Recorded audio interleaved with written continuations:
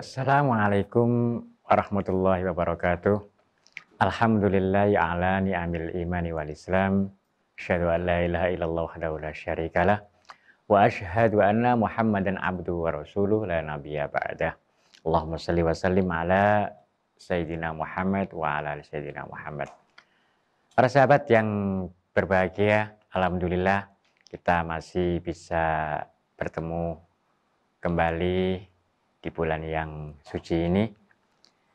Hari ini kita akan bahas satu ibadah yang oleh Allah disebutkan ibadah ini jarang ada orang yang bisa melakukan.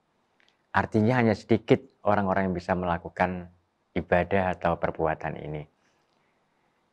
Perbuatan itu disebut dengan bersyukur atau berterima kasih atas apa yang sudah Allah berikan kepada mereka. Sahabat yang berbahagia, disebutkan banyak dalam Al-Quran.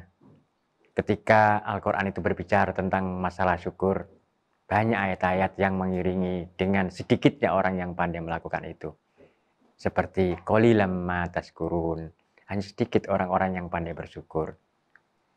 Padahal kata ini kalau kita lakukan, kita akan menjadi orang yang bisa lebih semangat lagi, baik dalam beribadah atau dalam bekerja, manakala kita sudah pandai menjadi orang yang bersyukur. Bahkan Allah menjanjikan bahwa barang siapa yang pandai bersyukur atas nikmat-nikmatku, kata Allah, maka Allah menjanjikan la azidannakum, Allah akan menambah kemudahan, menambah keberhasilan kita, menambah kesuksesan kita dan sebagainya.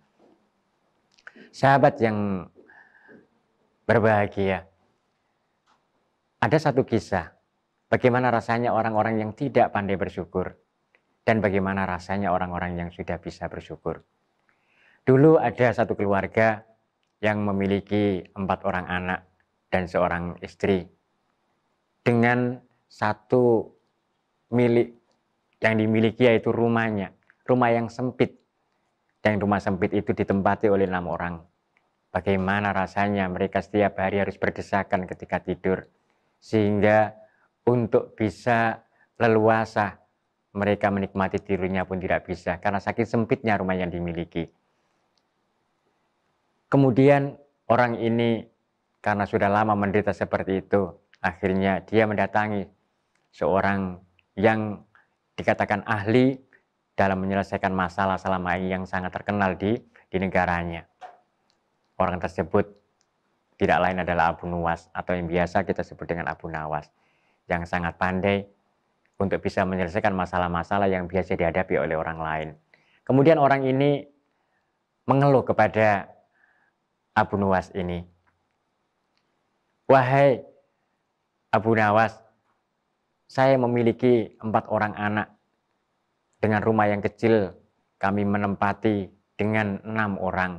Setiap hari kami merasa kami sesak dalam tidur, berdesakan dan seterusnya. Tolong berikan kami jalan keluar." Apa yang diberikan oleh Abu Nuwas kepada keluarga tersebut? Keluarga itu malah disuruh membeli 10 ekor ayam. Kalau begitu, belilah 10 ekor ayam, kemudian tempatkan dia di ruang tempat kamu tidur. Maka orang ini yang begitu percaya dengan Abu Nawas, maka dia pun mengikuti apa sarannya. Membeli 10 ekor ayam.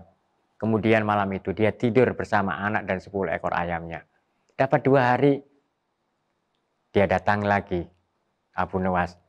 Kemudian bertanya, dan Abu Nawas pertama kali tanyakan, "Wahai sahabatku, apa yang kamu rasakan hari ini?" Dia menjawab, "Sungguh kami malah tersiksa dengan adanya ayam itu. Ya. Terus berikan jalan keluar agar kami tidak semakin tersiksa dalam menghadapi kehidupan ini." Maka oleh Abu Nawas diberikan cara yang lain. "Kalau gitu belilah seekor anak kambing." Disuruh beli kambing, dan kambing itu harus tidur di ruangan yang sama. Orang yang sangat percaya dengan Abu Nawas ini pun membeli seekor kambing. Dan kambing itu tidur bersama mereka, otomatis tambah sesak rumah yang ditempati. 2 hari kemudian dia mendatangi lagi dan ditanya, bagaimana keadaanmu? Dia menjawab, keadaan kami semakin parah dan semakin menderita. Maka berikan jalan yang keluar agar kami bisa terbebas dari penderitaan ini. Apa yang diberikan oleh Abu Nuwas? Kalau gitu, belilah seekor anak onta dan harus tidur bersama kalian di ruangan itu. Dan orang ini sangat percaya dengan apa yang diberikan oleh Abu Nuwas tersebut. Maka dibelilah seekor anak onta. Apa yang terjadi? Sungguh rumah itu semakin sesak. 2 hari kemudian dia datangi rumah Abu Nuwas dan ditanya, bagaimana keadaanmu? Sungguh rumah kami seperti kiamat. Kami tidak bisa bergerak sedikit pun karena di rumah kami bukan hanya 6 orang yang ada, tapi ada 10 ekor ayam, ada seekor kambing dan juga seekor anak onta. Tolong berikan saran kepada kami agar kami bisa lepas dari penderitaan itu. Lalu apa yang disarankan oleh Abu Nuwas? Kalau begitu jual 10 ekor anak ayam itu, 10 ayam tersebut. Setelah itu 2 hari kemudian dia ditanya, bagaimana keadaanmu setelah tidak ada ayam? Alhamdulillah, ya, kami mulai sedikit bisa bernafas, tapi terus terang kami masih susah untuk bergerak karena rumah kami terlalu sempit untuk 6 orang ditambah 1 kambing dan seekor anak onta. Kemudian Abu Nuwas memerintahkan, kalau begitu jual kambing yang ada di rumah kamu. Setelah dijual, 2 hari kemudian dia ditanya, bagaimana keadaan rumah tanggamu? Alhamdulillah kami sedikit bisa bernafas setelah 10 ekor ayam dan 1 kambing sudah nggak ada lagi di tempat kami. Ya, tapi terus terang kami merasa bahwa kami masih terlalu sesak untuk saat ini. Kemudian disuruh untuk menjual onta itu. Setelah dijual, apa yang terjadi? 2 hari kemudian ditanya, apa yang kamu rasakan saat ini? Alhamdulillah, kata orang tersebut.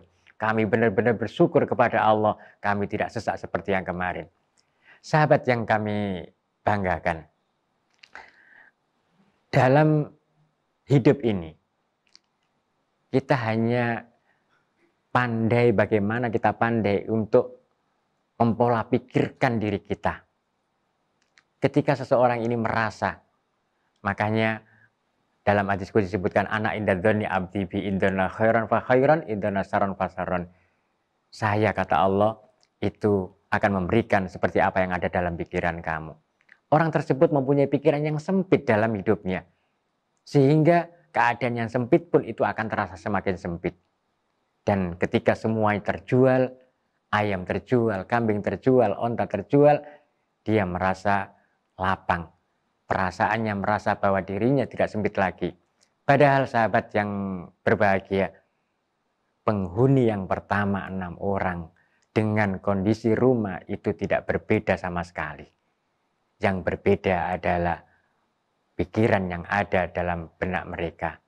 Ketika mereka ini mengeluh, maka dunia itu akan semakin sempit ia rasakan. Dan ketika dia sudah mampu mengucapkan Alhamdulillah, dia sudah bersyukur, mampu menjadi orang yang bersyukur atas apa yang ia dapatkan, maka dunia seakan-akan terasa luas bagi mereka. Inilah kehebatan ketika seseorang itu sudah bisa menjadi hamba-hamba yang pandai bersyukur. Namun sebagaimana yang tadi kami sampaikan, hanya sedikit orang-orang yang bisa melakukan ini. Mudah-mudahan kita termasuk orang-orang yang diberikan oleh Allah, dijadikan oleh Allah menjadi hamba-hamba yang pandai bersyukur atas nikmat yang telah Allah berikan kepada kita. Mudah-mudahan seluruhnya keluarga kita, keturunan kita nanti dijadikan oleh Allah menjadi hamba-hamba yang pandai bersyukur. Terima kasih, mudah-mudahan ada manfaatnya, dan untuk selanjutnya marilah kita dengarkan sesi tanya jawab.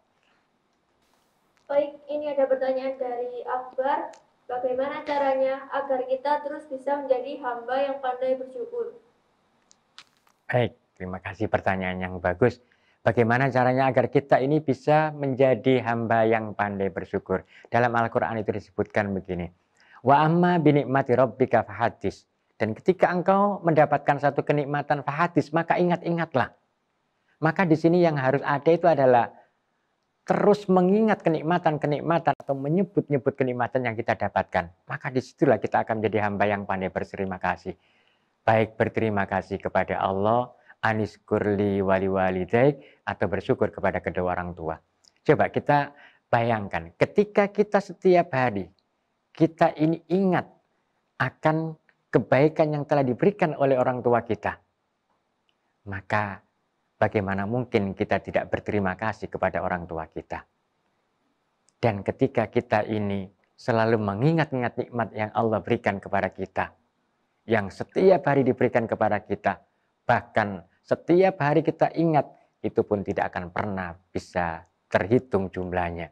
Maka semakin banyak kita menghitung atau mengingat nikmat Allah, maka kita akan bisa menjadi hamba-hamba yang pandai bersyukur atas yang Allah berikan kepada kita. Dan sebagai tanda bersyukurnya, maka kita akan merasa senang ketika Allah memerintahkan kepada kita. Ketika Allah memerintahkan kita sholat, Allah memerintahkan kita puasa, maka kita tidak ada beban sama sekali, karena kita menjalaninya sebagai hamba yang pandai bersyukur. Begitu juga ketika kita pandai berterima kasih kepada orang tua, maka ketika orang tua kita menyuruh apapun kepada kita, maka dengan sangat mudah, dengan ringan, kita bisa menuruti kemauan-kemauan mereka. Inilah satu kehebatan ketika orang itu sudah pandai bersyukur, yakni dengan cara wa amma binikmati rabbika fahadis, yaitu mengingat-ingat apa yang sudah ia terima dari orang tuanya atau dari Tuhannya. Mudah-mudahan ada guna dan manfaatnya. Wabillahi taufiq wal hidayah wabiridha wal inayah. Assalamualaikum warahmatullahi wabarakatuh. Allah, Allah, Allah, Allah.